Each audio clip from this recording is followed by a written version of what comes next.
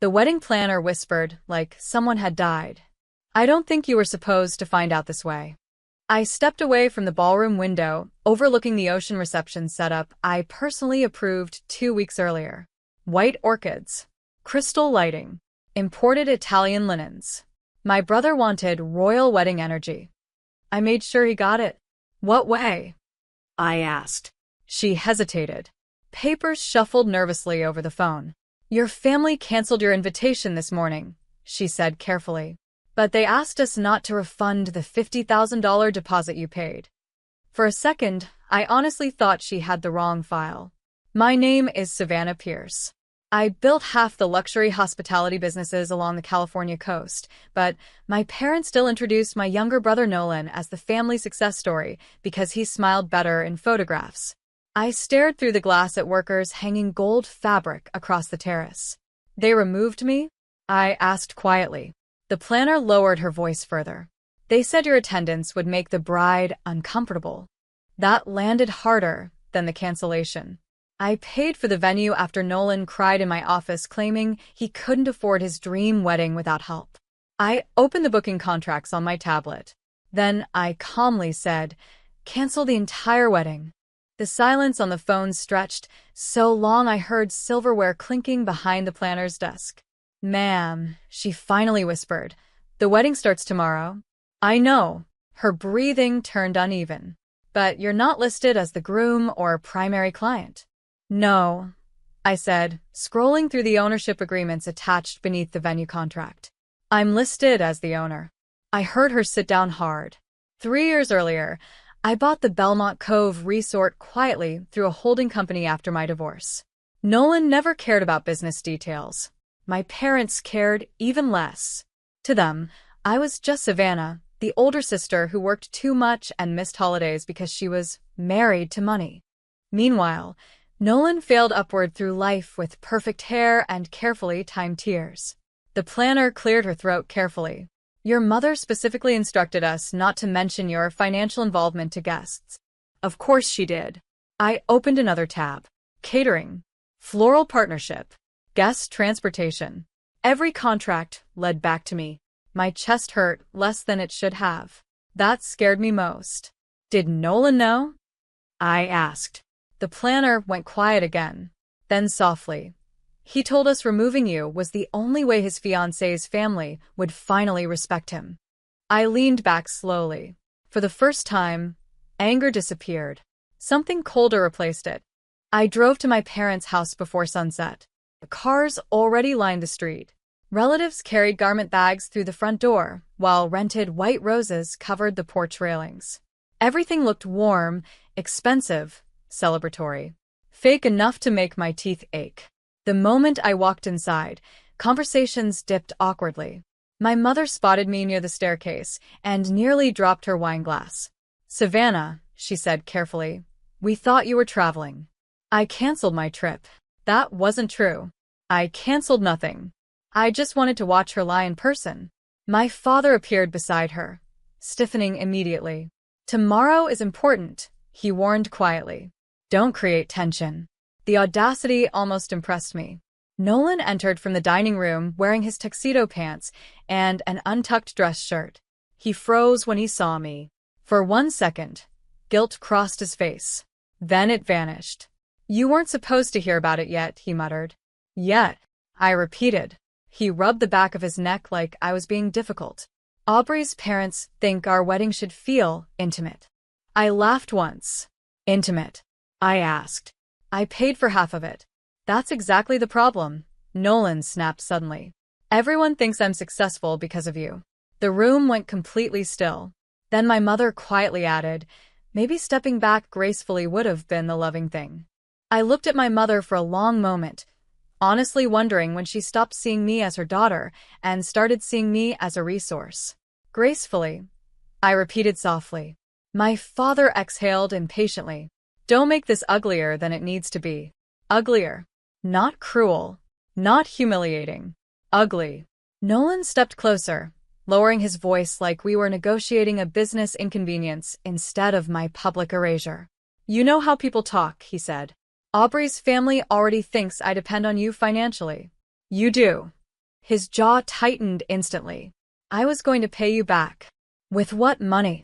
That hit harder than I expected. Nolan's face darkened while relatives pretended not to listen from the hallway. Then my mother delivered the sentence that finally changed something inside me forever. We sacrifice celebrating your milestones because you were always strong enough to survive disappointment, she said quietly. Nolan isn't. I actually felt my heartbeat slow down. Every birthday skipped. Every achievement minimized. Every holiday where Nolan's failures became emergencies while my successes became expectations. All of it suddenly made perfect sense. Not because they loved him more.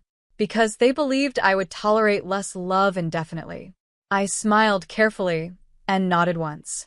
Then I pulled out my phone and called my executive assistant. Eva, I said calmly, activate the cancellation clauses immediately.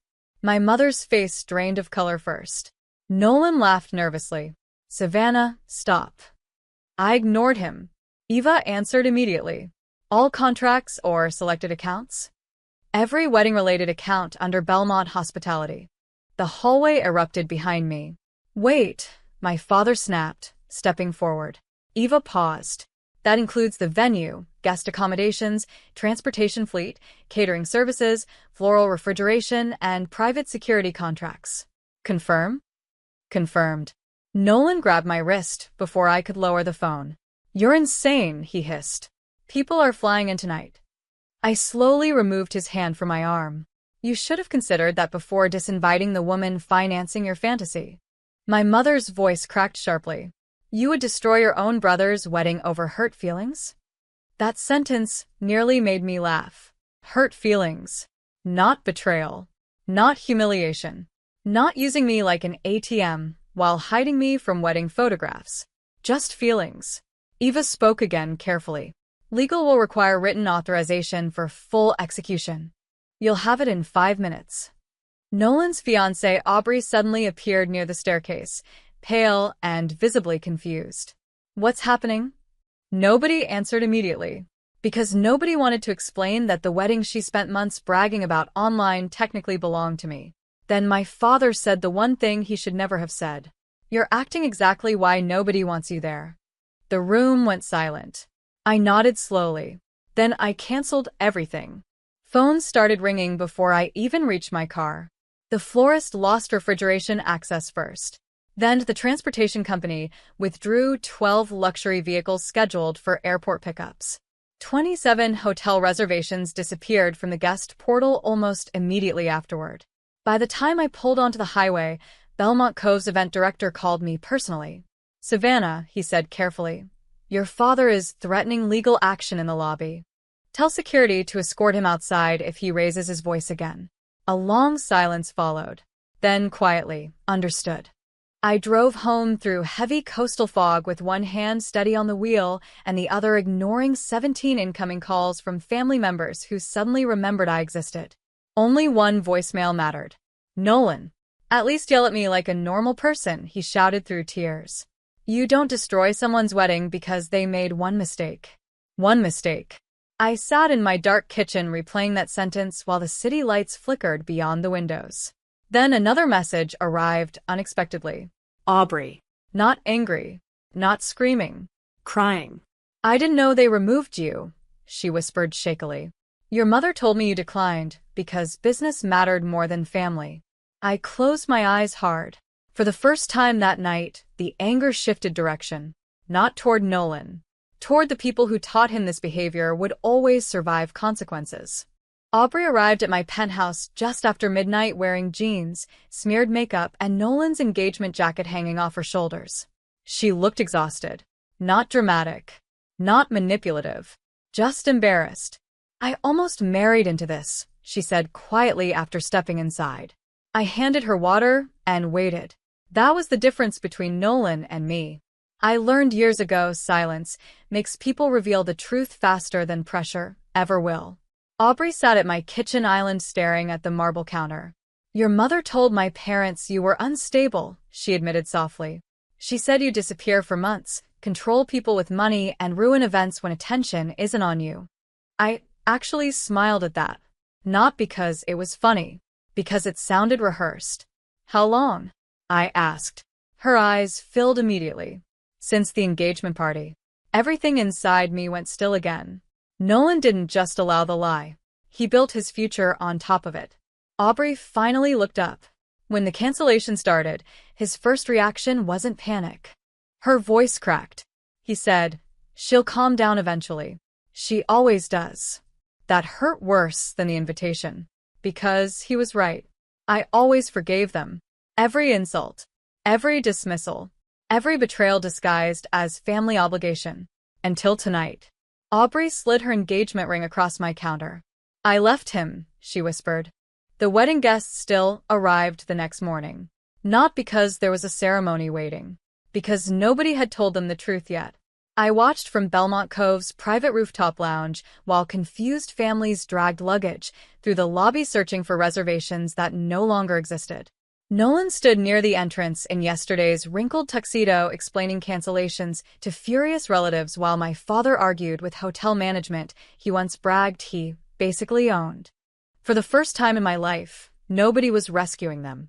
My mother finally spotted me above the courtyard balcony. Even from that distance, I saw the panic in her face. Not heartbreak. Not regret. Fear. Because the daughter they spent years minimizing had stopped protecting them from consequences.